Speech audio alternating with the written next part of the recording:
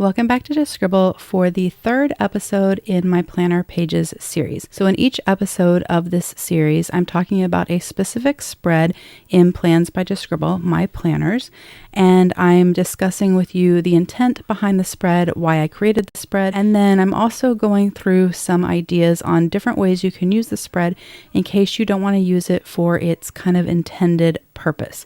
So like I said, this is the third episode, and I will link the Planner Pages playlist up in the cards up above and then down in the description box down below so that you can check out the other episodes. But in this episode, we are going to talk about the goal pages that are in Plans by Just Scribble. So Plans by Just Scribble does have a goal spread, actually 3 in each book. So my planner is a 2-book set.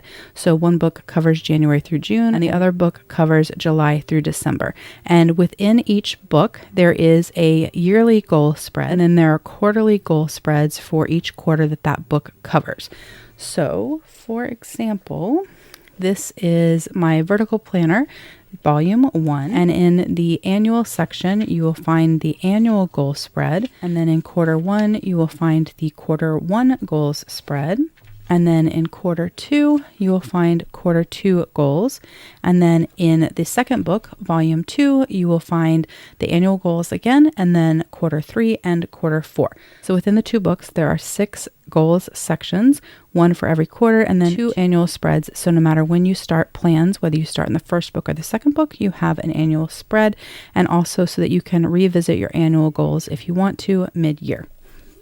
So when I was designing Plans by Just Scribble, I knew that I wanted a goal spread in the planner because I think goals are really important and they apply to lots of different aspects of our life. We have goals in our personal life, we have goals in our professional lives, we have goals in our health and wellness. And so I thought it was important to have a goal spread in the planner so that people could identify and work through their goals no matter how they were using their planner. So if they were using it for health and wellness, if they were using it for their personal life, if they were using it as a work planner, a school planner, if they were using it as a journal, no matter what, they would have a place where they could outline their goals. But just like many of the spreads and plans, I didn't want the goal spread to be too structured. I wanted it to be a little bit flexible. I wanted it to give you direction, but I didn't want it to tell you what to do. That way you could really make the spread your own, or you could use it for another purpose if you didn't actually need to use it for the intended purpose. So for that reason, the goal spread in plans is really a very flexible spread that you could use for a lot of things. It is just 8 boxes on a 2-page spread with header boxes at the top and then a grid space. You have 8 simple boxes in each of your goal spreads. They all look exactly the same except for the header at the top is different. So your annual one says 2025, first quarter says quarter 1, the second quarter says quarter 2, etc.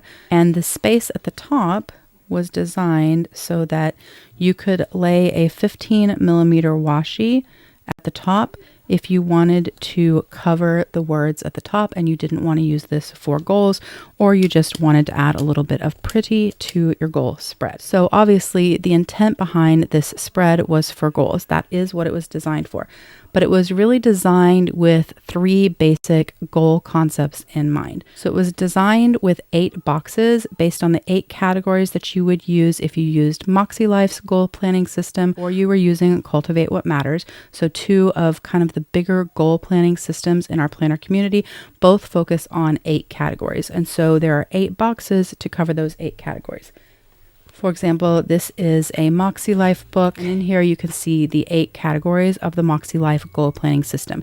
You have personal health and wellness, fun and recreation, spiritual and personal growth, work and learning, financial, family and relationships, and physical environment. So 8 categories in the Moxie Life system, 8 categories in the Cultivate What Matters system, and so 8 boxes built into Plans by Just Scribble. It also matched up with the 8 dimensions or categories of wellness. So in my wellness planner, I'm going to show you a spread that doesn't have any goals in it, but I did want to show you the categories. These are the 8 categories of wellness, and there are a lot of websites that go through and talk about these, and they are very similar and very closely aligned with the Moxie Life and Cultivate What Matters categories as well. They are emotional, occupational, intellectual, environmental, financial, social, physical, and spiritual. So the 8 dimensions or categories of wellness are very closely aligned with the categories that Moxie Life and Cultivate What Matters use. So that was the kind of base concept for the design, to enable you to have one box for each of those categories. And further, the design intentionally had a yearly section so you could set your overarching goals for the year. And then it has quarterly sections so that you could break down and track your goals by quarter, and you could refresh them each quarter. And they were set up in a very simple format so that you could color the headers, you could put washi there, you could put sticker boxes there, you could handwrite the categories that you wanted to cover. You could have stickers made or buy stickers that have the categories on them. And then it's just a grid box so that you could break it down as much as you needed. You could subdivide it, or you could even cover entire sections or entire boxes with stickers or deco if you were a person that didn't want to use all 8 categories in your goal planning system. And of course, you don't have to use all of the sections for goals. You could use the annual section for your goals, and then you could set up the quarterly sections for a different purpose based on the ideas that I'm going to share in this video, or based on ideas that others share, ideas that get sparked from this video, etc. So you don't have to use all of the sections for goals if you don't want to. If you want to just set up your annual overarching goals, you don't want to break them down by quarter or manage them by quarter, you can use the annual goal section for your goals, and then you can use the quarterlies for something else. So like I said, the intent was for this to give you some direction, but not tell you what to do. And so it's very easy for you to change this up and use it for other purposes. And I have a few ideas that I wanted to share with you guys of other ways that you could use these spreads. So the first idea is, if you were using this for your work planner, you could actually use each box for a different employee. So you could put the employee's name there. You could put what their current role is or what their title is.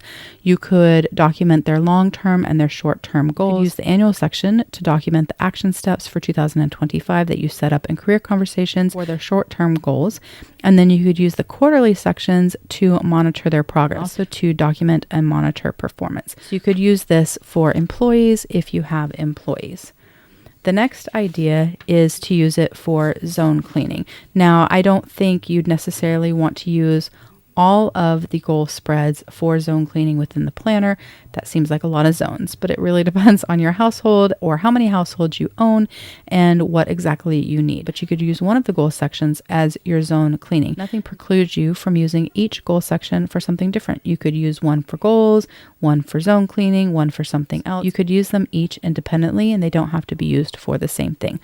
But this was a little example of zone cleaning and how you could set it up. Obviously, there are 8 spreads, so there are 8 sections. I only did a little high-level sample with 4, but you could set up the different zones in your house and then label them with the zone, and then add the cleaning tasks for your zone cleaning. Now, if you wanted to do the zone cleaning in each of the quarterly sections, you could also track the zone cleaning in that section.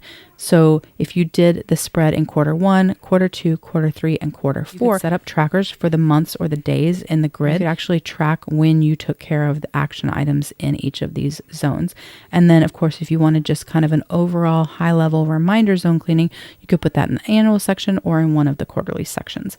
So I did actually use stickers from a Happy Planner sticker book, from a home management Happy Planner sticker book, with some different cleaning action items to kind of give you an idea of how you could do this. But you could definitely just write it in. You could print your own stickers. You could print from the internet and glue it in or tip it in. Lots of different ways you could add the information, but you could use a spread or more than one spread for your zone cleaning.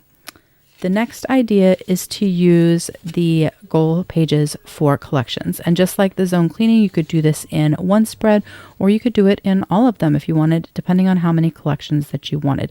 In this sample that I'm showing you, I have a sort of entertainment-focused collection going. So I have podcasts, movies, blogs, and then series, so TV series. And depending on how many lines you needed, you could fit a whole bunch if you followed the 4mm grid, or you could write bigger like I have here in the podcast section and just use the grid as a way to kind of write a straight line, but not actually staying within the grid if you didn't need as many things to list in each of your collections. But this is an example of how you could use the spreads for collections. And I think that's a really great use of these spreads if you don't want to use them for goals. So the next idea is to use it for bucket lists. And this can be done in a lot of different ways. You could have seasonal bucket lists, and you could have holiday bucket lists. You could have bucket lists for each person in your family. You could set it up really however you wanted. In this particular sample, I did a seasonal one, which I would probably put on one side, and then I would do a holiday one on the other. You wouldn't have to actually do 4 different holidays. So for us, I'd probably use 2 boxes for Christmas. One for the Christmas movies that we wanted, and then one for our sort of Christmas bucket list of things that we like to do at the Christmas holiday time. But this is just an example of how you could do a bucket list. So I did fill out the spring bucket list with just some fun ideas that you could do in spring. You could really do this however you wanted with whatever type of bucket list you have. The next idea is to use this for sinking funds and or saving funds. I did mention in episode 2 that some of the ideas that I share in these spreads you can use in other spreads. So when you're watching episode 2 and future episodes, you may get other ideas of things you can do in different spreads. But this is an example of using the goal spreads for your sinking/savings funds. So I have a Disney trip fund, an emergency fund, a new laptop fund, and then a Christmas savings fund. So for the Disney trip, I set a goal and then a log of the monies that were added into the savings so I could see how much we had saved to get to our $5,000. Over here I have a start of an emergency fund and how much we want to have in our emergency fund. And so you can put what your balance is, what you add into it, and what you take out of it to see where you sit in your emergency fund for the year. The new laptop over here would work similarly to the Disney trip. And the Christmas one is an idea for savings for Christmas. If you wanted to save $50 every month, you could put the $50, and then you could put the actual amount that you saved each month to ensure that you were saving the amount in total that you wanted to have by Christmas to buy Christmas presents for your family. Along a similar line, you could use this for a debt tracker. So you could put all of your debts that you have, credit cards, car loan, mortgage, etc., and you could keep track of your debts. You could put your beginning of your balance, you could put the amount that you paid each month, the date that it was paid, and then your balance at the end of the first book, and then transfer that over to book 2 to start with your balance on 7/1 and continue until the end of the year. Another idea is to use this as a gift/holiday tracker. So you could assign one box to each family member and keep track of gift ideas and what you got them for their birthdays, what you got them for Christmas, etc. Or you could assign one box to each holiday or more than one box to a holiday, and you could keep track of to-dos, your gift buying, your menu planning, etc. So you could set up, for example, your Q4 quarter. You could set that up as your Christmas tracker. Another example is to put photos in each of the boxes. So you could put one larger photo in each box, or you could make smaller photos and you could put photos into the boxes and use this as a memory keeping spread. You could also just cover this page with a vision board. So nothing says you have to actually use it as it's designed in the 8 box sections. You could print a vision board on vellum or on sticker paper and you could just lay it straight on top. Another idea is to set up your routines in these goal spreads. So you could select one of the periods and you could put your routines. So you could put your morning, afternoon, evening, your Sunday routine, your kiddos routine, your planning routine, your budget routine for your budget and finances, whatever routines that it is that you have. You could use these to outline those routines. And you could refer back to this when you were doing your budget, when you were closing out your week, your day, your month, etc.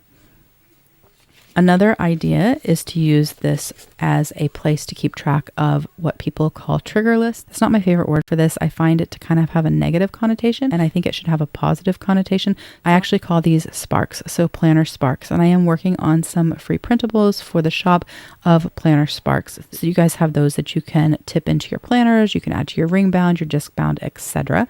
But within the planner community, they're generally called trigger lists.